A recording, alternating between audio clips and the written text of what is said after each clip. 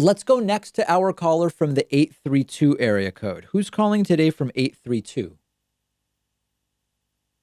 Hey, David. My name is Rich. I'm here in Texas, and I'm actually running for the State House of Representatives down here.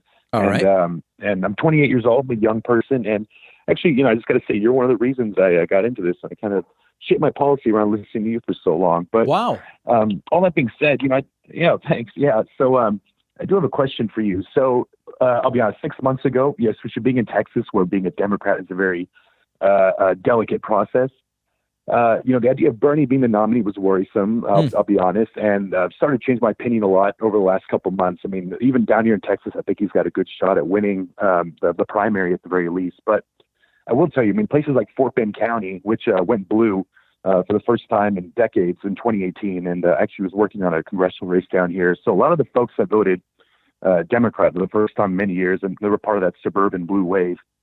Um, I'll be honest. I mean, I still have this concern that Bernie being the nominee is going to maybe not get those folks out to vote. Maybe they vote back for Trump again. But I tell you, they came out and voted just out of their pure disgust for Donald Trump. And while that was good for us in the short term, I worry long term. How are we going to keep those voters? So I'd love to hear your thoughts on that. And again, yeah, thank you for doing what you do. I've always been a huge fan of you.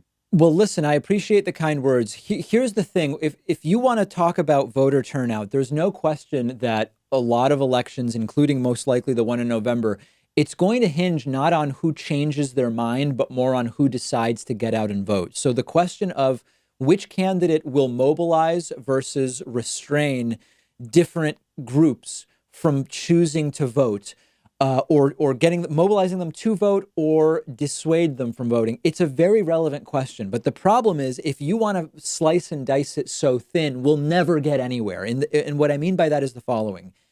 It's very plausible that there is a part of Texas where they don't like Trump, but if Bernie's the nominee, they just won't vote, or they might vote for Trump. I grant that that's probably true. But then there's also probably a part of Wisconsin where if a centrist Democrat is the nominee, they'll stay home, even though they don't like Trump. But if a progressive is the nominee, they will come out and vote. So once you start trying to slice and dice how turnout will be affected in really narrow areas, like part of a state, it becomes impossibly complex. And so my view is we should step back a little bit. We should, at the top level, make sure we're running a primary that is not so damaging to the candidates that it will hurt whoever the eventual nominee is, right? That's a top level thing. Number two, let's make sure that the DNC is not seen as a dishonest broker of the primary, which could get people to vote for Trump merely out of anger or to stay home. So my thinking about turnout is more big picture than about like, well, what will happen in Hampden County versus Hampshire County, Massachusetts, if Bernie versus Biden are the nominees, because there's too many factors. We can't possibly account for all of them with that kind of thinking. Well, I tell you, I probably should have mentioned. So the main concern here is, so the Texas State House is, I don't know if you're aware of this, we're only 9 seats away from the first Democratic Yes. majority in Yep.